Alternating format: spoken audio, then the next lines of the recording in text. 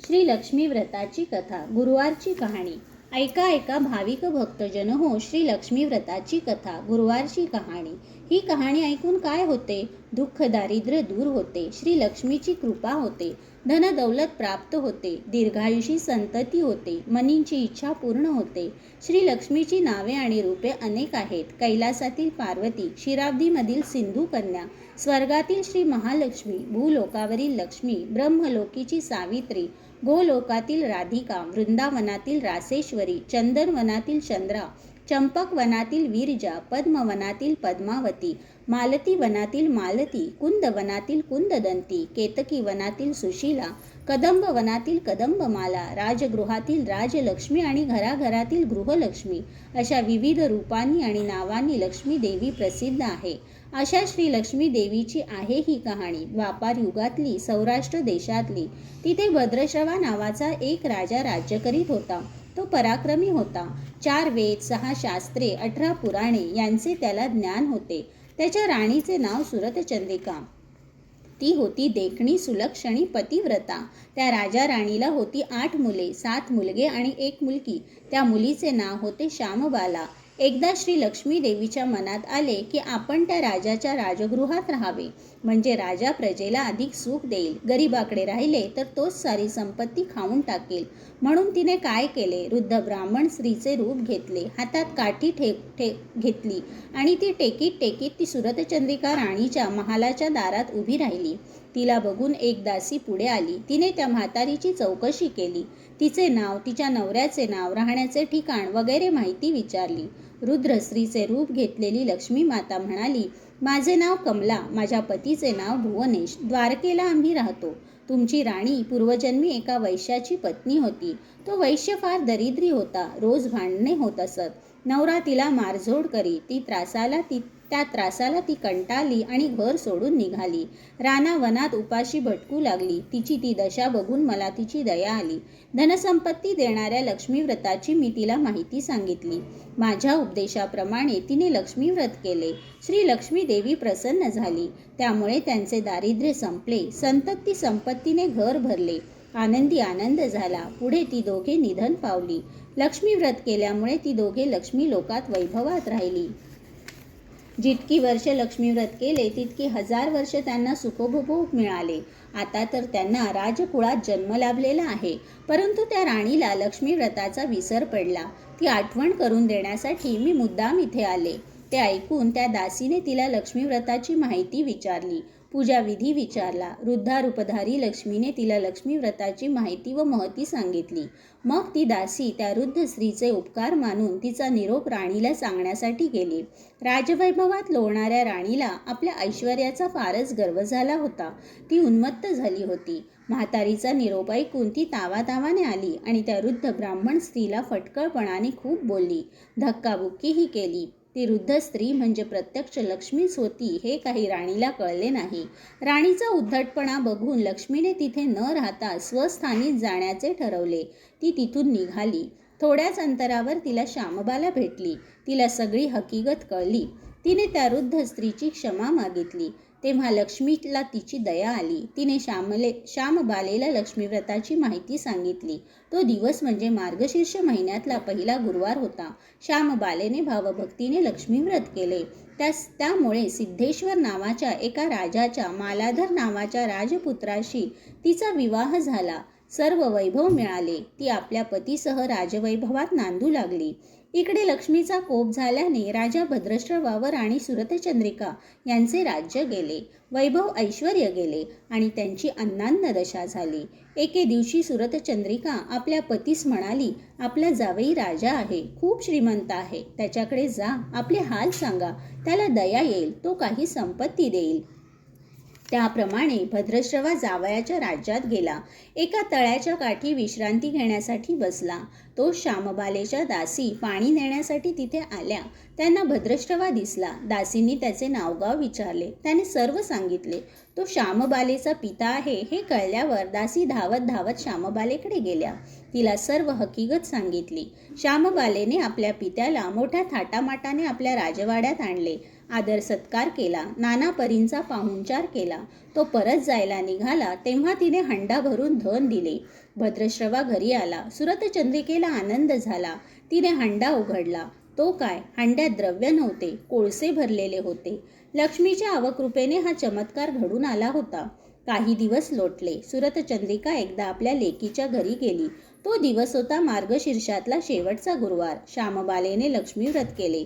आईकडूनही करविले. सुरतचंद्रिका परत आपल्या नगरात आली. तिने लक्ष्मीव्रत केले म्हणून पूर्वीचे सर्व वैभव परत मिळाले. राज ऐश्वर्य प्राप्त झाले. पुढे काही दिवसांनी श्यामबाला माहेरी आली. परंतु बापाला कोळसे दिले, आपल्याला काही दिलेच नाही. हा राग सुरतचंद्रिकेच्या पोटात रटमटत होता. म्हणून श्यामबालेला कोणी विचारले नाही. तिचा अपमानच झाला. परंतु ती आईवर रागावली नाही. ती तिथून निघाली. निघताना तिने तिथले थोडे मीठ बरोबर घेतले. आपल्या घरी आल्यावर तिच्या पतीने तिला विचारले, माहेराहून काय आणले? ती म्हणाली, राज्याचे सार आणले. पती म्हणाला, म्हणजे काय? पत्नी म्हणाली, थोडा धीर धरा, म्हणजे कळेल. त्या दिवशी तिने सर्व पदार्थ अळणी करायला सांगितले. नवऱ्याला जेवण वाढले. त्याला जेवण अळणी लागले. मग तिने ताटात थोडे मीठ वाढले. पदार्थात ते घालताच जेवण रुचकर लागले. हेच ते राज्याचे सार. श्यामबालेच्या पतीला ते पटले. त्या दोघांनी मग हास्यविनोद करीत भोजन संपवले. सारांश: अशा रीतीने जे कोणी हे श्री लक्ष्मीव्रत श्रद्धेने करतील त्यांच्यावर लक्ष्मीची कृपा होईल, सुखशांतीचा लाभ होईल, मनोरथ पूर्ण होतील. मात्र श्रीमंती आल्यावर उतू नये, मातू नये. लक्ष्मीव्रत करायला चुकू नये. प्रत्येक गुरुवारी पोथी वाचायला विसरू नये. अशी ही श्री लक्ष्मीव्रताची कथा, गुरुवारची कहाणी सफळ संपूर्ण. ओम श्री लक्ष्मी देवे नमः. ओम श्री लक्ष्मी देवे नमः. ओम श्री लक्ष्मी देवे नमः. ओम श्री लक्ष्मी महात्म्य. नमस्तेस्तु महामाये श्रीपीठे सुरपूजिते शंखचक्र गदा हस्ते महालक्ष्मी नमोस्तुते. ओम श्री लक्ष्मी देवे नमः. ओम श्री गणेशाय नमः. ओम नमो श्री गजवदना गणराया गौरीनंदना विघ्नेशा भवभयहरणा नमन माझे साष्टांगी. नंतर नमिली श्री सरस्वती जगन्माता भगवती ब्रह्मकुमारी वीणावती विद्यादात्री विश्वाची. नमन तैसे गुरुवर्या सुखनिधान सद्गुरुराया स्मरुनी त्या पवित्र पाया चित्तशुद्धी जाहली. थोर ऋषी मुनी संतजन बुधगण आणि सज्जन करुनी तयांसी नमन विनवी मिलिंद माधव. ऐका ऐका भक्तजन लक्ष्मीव्रत करीतो कथन ते आचरिता होईल प्रसन्न लक्ष्मी माता तुम्हावरी. युगात युग द्वापार श्रेष्ठ देश पवित्र सौराष्ट्र तेथे घडली जी गोष्ट तीच आता ऐकावी. त्या सौराष्ट्र राज्यात भद्रश्रवा राज्य करीत ज्ञात असे त्या वेदात महावीर पराक्रमी. सुरतचंद्रिका त्याची राणी पतिव्रता सुलक्षणी लाखात एक देखणी प्रेमे दोघे नांदती. तयास अपत्य झाली 8-7 पुत्र लागोपाठ एकच कन्या संतुष्ट श्यामबाला नामेती. नगराबाहेर उद्यानात कन्या होती खेळत त्यावेळी राजवाड्यात चमत्कार घडला ऐसा की. देवी लक्ष्मी म्हणाली मनात मी राहिले राजगृहात तर राजहस्ते जनतेत सुख समृद्धी नांदेल. आपण गेले गरीबा घरी तर तोच खाईल संपत्ती सारी इतर प्रजा बिचारी दरिद्रीच राहील. ऐसा विचार करुनी वृद्ध स्त्रीचे रूप घेऊनी काठी टेकीत एके दिनी राजद्वारी पातली. तेव्हा तेथील एक दासी आली धावत द्वारापासी म्हणे कोण हवे गे तुझसी सांग आधी मज लागी. आहेस तरी तू कोण काय तुझे ठाव ठिकाण येथे येण्याचे कारण सर्व सांग नावही. तेव्हा वृद्धा रूपधारी लक्ष्मी म्हणे भुवनेश ब्राह्मण माझे स्वामी द्वारकापुरी राहतो आम्ही कमला माझे नाव असे. पूर्वजन्मी तुमची राणी होती एका वैश्याची पत्नी त्या दोघांचे निषदिनी भांडण मोठे होत असे. वैश्य होता महादरिद्री रोज रोज तो पत्नी समारी नाना प्रकारे छळ करी अन्न पाणीही देईना. म्हणून ती अति वैतागली रागाने घराबाहेर पडली राणी वनी भटकू लागली दया आली मला तिची. मग तिच्या पाशी जाऊन विचारिले दुःखाचे कारण करावया तिचे समाधान उपदेश तिला केला मी. जे व्रत देते धनसंपत्ती त्या लक्ष्मी व्रताची माहिती सांगितली मी तिचं प्रति पूजा विधी सर्वही मी सांगितल्याप्रमाणे श्रद्धेने आणि भक्तीने लक्ष्मी व्रत करिता तिने लक्ष्मी प्रसन्न जाहली. दारिद्र्य त्यांचे संपले कलह तंटे नाही उरले संतती संपत्तीने घर भरले आनंदी आनंद जाहला. पुढे मग यथाकाळी ती दोघेही निवर्तली व्रत पुण्य मागे गेली लक्ष्मी लोकी सुखाने. जितकी वर्ष केले लक्ष्मी व्रत तितकी हजार वर्ष वैभवात राहून आता राजकुळात जन्म त्यांना लाभला. नाना भोग नाना विलास सदोदित मिळती राणीस बोलून त्या ऐश्वर्यास विसर पडला व्रताचा. लक्ष्मी व्रताची आठवण करून द्यावी म्हणून येथे केले आगमन सांग तुझ्या राणीला. ऐकुनी तिच्या भाषणाला कौतुक वाटले दासीला आणि विचारी वृद्धेला लक्ष्मी व्रताची माहिती. जोडून या दोन्ही हस्त दासी विनवी वृद्धे प्रत मला सांगावे लक्ष्मी व्रत केव्हा कैसे करावे. लक्ष्मी ती वृद्धा रूपधारी प्रसन्न झाली दासीवरी व्रताचे माहिती सारी कथन केली संक्षेपे. पवित्र महिना मार्गशीर्ष त्यात वसे ईश्वरी अंश तोच योग्य लक्ष्मी व्रतास प्रत्येक वर्षी सर्वदा. दर गुरुवारी त्या महिन्यात आपण राहावे व्रतस्थ मन ठेवावे शांत स्वस्थ शुद्धाचरणी असावे. बरला कलश किंवा कळशी घ्यावी तीत पैसा सुपारी दुर्वा घालावी हळदी कुंकवाची बोटे ओढावी कलशाच्या 8 बाजूंना. 5 झाडांचे डहाळे घ्यावे ते कलशात नीट ठेवावे तांदूळ थोडे पसरावे स्वच्छ एका पाटावरी. जमीन थोडी सारवावी मग पाटाची बैठक मांडावी सभोवती रांगोळी काढावी कलश ठेवावा त्यावरी. श्री लक्ष्मी देवे नमा म्हणून श्री लक्ष्मी देवीचे करावे पूजन दूध फळे मिष्टान्ने ठेवून नैवेद्य अर्पण करावा. मग आरती ओवाळावी मनोभावे प्रार्थना करावी श्री लक्ष्मी मातेला सांगावी इच्छा आपल्या मनातली. हे लक्ष्मी माते भगवती यथाशक्ती यथामती सेवा करीतो आम्ही ती मान्य करूनी घेई तू. आम्ही बालके अज्ञ म्हणून अपराधांची क्षमा करूनी जड करी येई गे धावूनी प्रसन्न होई आम्हा ते. कृपा करावी आम्हावरी तुझे वास्तव्य असो घरीदारी दुःख दारिद्र्य निवारित सुखी ठेवी सर्वांना. विपुल लाभो धन संपत्ती कधी न येऊ आपत्ती आयुष्यवान हो संतती भाग्य अमुचे उजळावे. महामाये जगन्माते शंखचक्र गदा हस्ते कमलासने सुरपूजिते लक्ष्मी देवे नमोस्तुते. ऐसी करुणी प्रार्थना घालावी साष्टांग वंदना पूर्ण होतील मनोकामना व्रत ऐसे केल्याने. उपास करावा दिवसभर घ्यावा दूध फळांचा आहार मनी घ्यावे ते वारंवार गोड नाम श्री लक्ष्मीचे. सायंकाळी करावे गोपूजन महानैवेद्यत करावा अर्पण मग जेवावे आपण कुटुंबियांसहित आनंदे. दुसऱ्या दिवशी कलशातील पाणी ओतावे विहिरीत किंवा नदीत नेऊन 5 डहाळे 5 ठिकाणी एक एक ठेवावा. नंतर घरी परत येऊन पूजा केली त्या ठिकाणी हळद आणि कुंकू वाहून नमस्कार भावे करावा. ते ऐकुनी दासी झाली संतुष्ट म्हणे तुला दिले मी बहु कष्ट परी न होता तू रुष्ट क्षमा मजला करावी. आता जाते राणीपाशी तुझा निरोप देते तिजसी इथेच तू थांब जराशी राणी येईल झडकरी. परंतु त्या क्षुद्र राणीला वैभवाचा महागर्व झाला वृद्धेचा निरोप समजला तेव्हा आली तोऱ्याने. म्हणे अग येथे रडे कशाला आलीस आमच्याकडे कोणी ऐकणार तुझे रडे हो चालती येथून. लक्ष्मी म्हणाली राणीस तू राजवैभवाने माजलीस उन्मत्त उद्दाम झालीस विसरलीस ती पूर्वस्थिती. आजचा अतिशुभ दिन लक्ष्मीचा असे हा जाण केलास माझा अपमान फळ त्याचे भोगशील. ते ऐकुनी शाप वचन राणी झाली क्रोधायमान म्हातारीस केली मारहाण अद्वा तद्वा बोलुनी. वृद्धारूपी लक्ष्मी माता मनी म्हणाली इथे आता एक क्षणभरही न थांबता जावे सत्वरी स्वस्थाना. लक्ष्मी तेथुनी निघाली समोरून श्यामबाला आली दोघींची तेव्हा भेट झाली सुदैवते त्या कन्येचे. लक्ष्मीकडून राजकन्येला राजवाड्यातील प्रकार कळला वाईट वाटले श्यामबालेला तिने क्षमा याचिली. पाहुनी ती सालस बाला लक्ष्मीस आला कळवळा लक्ष्मी व्रताचा सोहळा कथन केला तिज लागी. तो दिवस मार्गशीर्षातला गुरुवारच होता पहिला, म्हणून लक्ष्मीनारायण पूजिला राजकन्येने यथाविधी.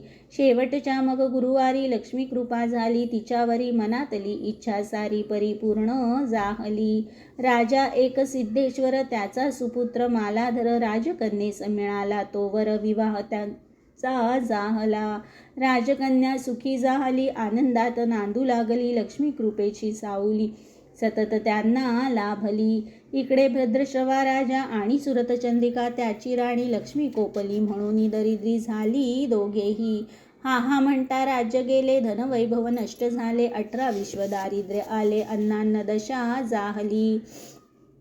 होता अवकृपा लक्ष्मीची, मात्रा चालेना कोणाची, फळे आपल्या कर्माची भोगावीच लागती. म्हणून ती राजा राणी दुःख भोगिती, क्षणोक्षणी हाल हाल होती, निशिदिनी काय करावे सुचेना. राणीने मग विचार केला, ती म्हणाली पतीला, जावई आपला आहे भला, साह्य त्याचे मागावे.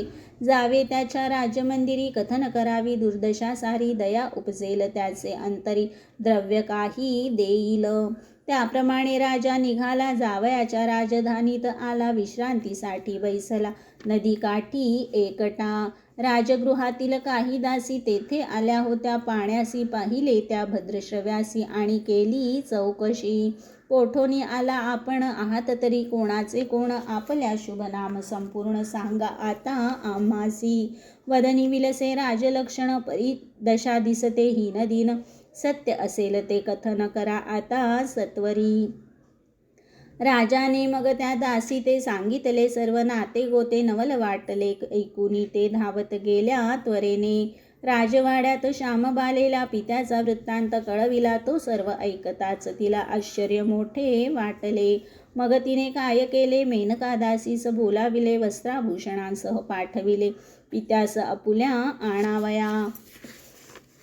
भद्रश्रवा येता राजद्वारी, सत्कार त्याचा केला भारी, दासदासी सेवेकरी होते तत्पर सेवेला.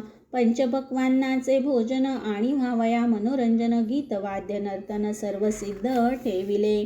काही दिवस राहून मुलीचा पाहुणचार घेऊन राजा चालला परतून आपल्या मग नगरासी. जाताना त्याच्या कन्येने हंडा भरला द्रव्याने आणि दिला प्रेमाने आपुल्या पूज्य पित्याला. राजा मनी संतोषला, स्वधामा येऊनी पोचला, म्हणे आपल्या पत्नीला, द्रव्य पहा हे आणिले. हंडा पाहता उघडूनी चमत्कार आला घडूनी, द्रव्य सर्व नष्ट होऊनी कोळसे तयाचे जाहले. सुरतचंद्रिकेने गर्विष्ठ होऊन लक्ष्मीचा केला अपमान, म्हणूनच तिचे अकल्याण झाले होते सर्वही. श्यामबाला लक्ष्मी भक्त झाली नव्हती उन्मत्त, तिच्या सदनी वैभव वित्त विपुल होते भरलेले. सुरतचंद्रिका झाली भिकारी, गेली एकदा मुलीच्या घरी, तेव्हा कुशल विचारी कन्या आपुल्या मातेला. मातेस करुनी नमस्कार केला, तिचा आदर सत्कार, तो दिन होता गुरुवार मार्गशीर्षातला शेवटचा. लक्ष्मीव्रतस्थ श्यामबालेने लक्ष्मीव्रत केले भक्तीने आणि मोठ्या आग्रहाने मातेकडूनही करविले. तिथे काही दिवस राहुनी सुरतचंद्रिका निघाली, तेथुनी लक्ष्मीव्रत केले म्हणून पुन्हा लाभली श्रीमंती. पुढे काही काळ गेला, माहेरी आली श्यामबाला, परंतु तिथे मात्र तिजला अनुभव आला वेगळा. द्रव्य न देता पित्यासी कोळसेच दिले तयासी, रिक्त हस्ते धाडिले आपणासी, म्हणून माता कोपली. म्हणून श्यामबालेला काही माहेरी कोणी विचारले नाही, आपल्या कन्येच्या भेटीसही आली नाही माता ती. तरीही त्या श्यामबालेला मातेचा नाही राग आला, सत्वरी ती स्वगृहाला परत पाऊली निघाली. निघताना केली एक गोष्ट, तिथले थोडे घेतले मीठ आणि मग धरली नीट वाट आपल्या राज्याची. येऊनी पोचली राजमंदिरी, पती मग पत्नीस विचारी, गेली होतीस तू माहेरी, काय तेथुनी आणिले. तिने त्यावर उत्तर दिले, मी राज्याचे सार आणिले. ते ऐकुनी नवल वाटले श्यामबालेच्या पतीला. तो म्हणाला पत्नीला, पाहू काय ते दाखव मला. ते ऐकुनी श्यामबाला म्हणे, थोडा धीर धरा. मग सांगुनी आचार्याला स्वयंपाक आणि करविला. राजा जेव्हा भोजना बैसला, तेव्हा चकित झाला तो. श्यामबालेने काय केले, ताटात थोडे मीठ वाढिले, तेव्हा पदार्थ पात्रातले सारे रुचकर लागले. ती होती खरी चतुर, म्हणाली हेच राज्याचे सार, मनी करिता विचार पतीसई पटले ते. मग त्या उभयतांनी लक्ष्मीचे स्मरण करुनी, भोजन आनंदे संपवोनी नांदू लागली सुखाने. सारांश हे लक्ष्मीव्रत शीघ्र फलदायी, सदोदित करिता श्रद्धेने जीवनात आनंद खरा लाभेल. प्राप्त होईल सुख समृद्धी, धनधान्याची होईल वृद्धी, ऐसी व्रताची प्रसिद्धी आहे सर्वत्र या जगी. स्त्री पुरुष भाविक भक्त करीतील माझे लक्ष्मीव्रत, त्यांना ठेवीन वैभवात सत्य सत्य वाणीही. ऐसे प्रत्यक्ष लक्ष्मीने सांगितले आहे स्वमुखाने, पद्मपुराणी विस्ताराने वर्णिले असे सर्वही. धनधान्य लाभावयासी, सर्व सौख्य मिळावयासी, इच्छित पूर्ण व्हावयासी लक्ष्मीव्रत करावे. करुणी भावे लक्ष्मीपूजन हे महात्म्य करावे, पठण किंवा करावे श्रवण म्हणजे फळ लाभते. ऐसे लक्ष्मीव्रत केल्यावरी पुढे प्रत्येक गुरुवारी दिवसातून एकदा तरी महात्म्य अवश्य वाचावे. महालक्ष्मी होईल प्रसन्न, देईल विपुल धनधान्य, ऐश्वर्य भूमी गृहवाहन लाभेल लक्ष्मी कृपेने. वैभव प्राप्त झाल्यावरी करू नये कधी चिरजोरी, नम्रतेने ठरल्यावारी लक्ष्मीव्रत करावे. स्वतः हे व्रत करावे, आप्त स्वकीयांशी सांगावे, त्यांचे कडूनही ते करवावे, धनलाभ सर्वा होईल. ऐसे लक्ष्मीव्रताचे महिमान मिलिंद माधवे केले कथन, म्हणावे करोनी नमन. ओम ह्रीं श्री लक्ष्मीभ्यो नमः. हा मंत्र लक्ष्मी प्राप्तीचा, साक्षात संकल्प सिद्धीचा, यास्तव जप करावा त्याचा नित्य नेमी सर्वदा. शके 1894 कार्तिक शुक्ल पक्ष जाण, वैकुंठ चतुर्दशी सुदीन ग्रंथ संपूर्ण झाला हा. शुभम भवतु. ओम ह्रीं श्री लक्ष्मीभ्यो नमः. ओम शांती शांती शांती. श्री महालक्ष्मी देवतार्पणमस्तु.